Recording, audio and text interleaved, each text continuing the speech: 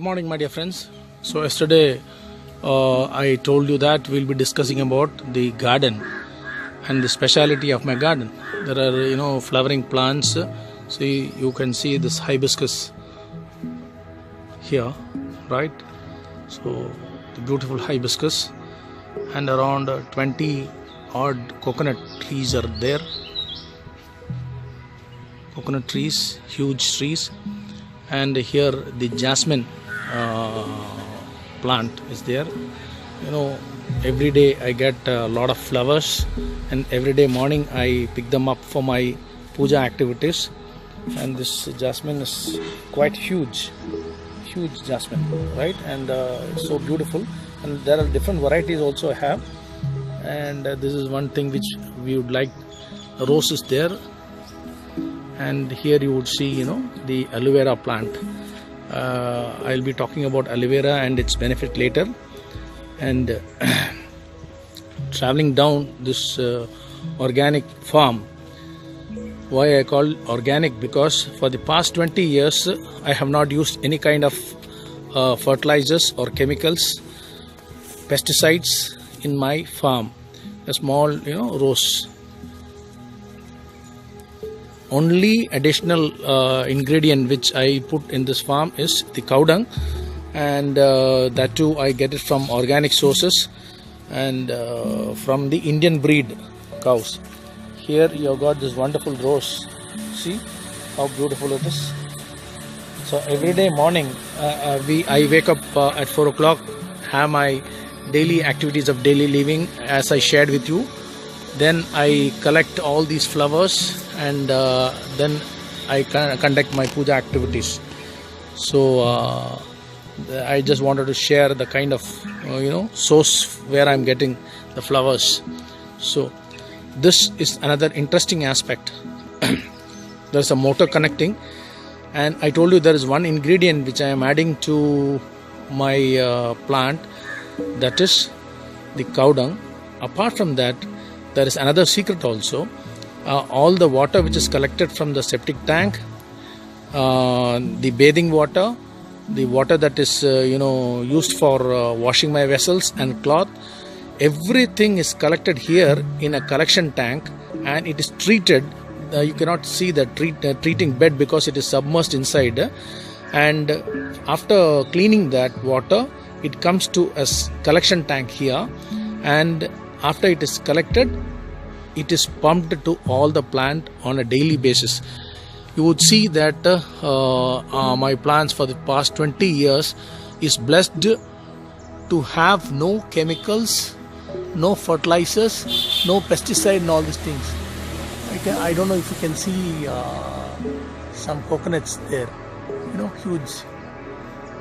And I'm so happy to share this video because you can, if you have any garden in your house or planning to have any garden, kindly try to make it organic, simply because it is possible, because 20 years of my effort has made this garden 100% organic garden.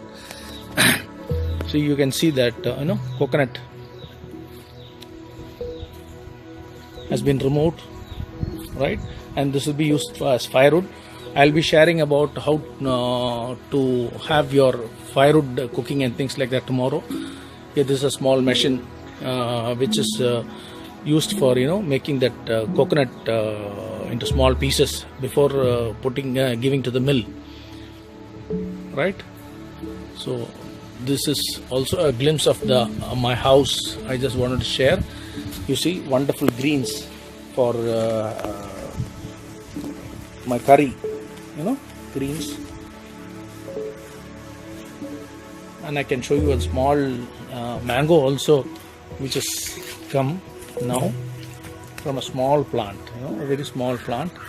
And you are blessed to see the mango, one single mango. Yeah. So how beautiful it is, right? And here you have some brinjal. Small brinjals already started coming, and you would see the neem tree, the greens, fresh greens without any kind of chemicals, any fertilizers. There is a lot of fresh thing, papaya, and here you can see that huge papaya tree is there. I've got 3 or 4 papaya trees. They're beautiful. Then you can see the custard apple tree, sitafal we call. And here curry leaf plant is there. So this is another.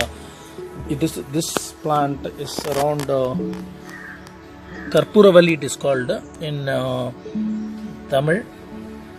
I don't know what is in English, but I'll try to put it. This is 1000 times more powerful than aloe vera, anti-aging, so many things. I'll talk about it later.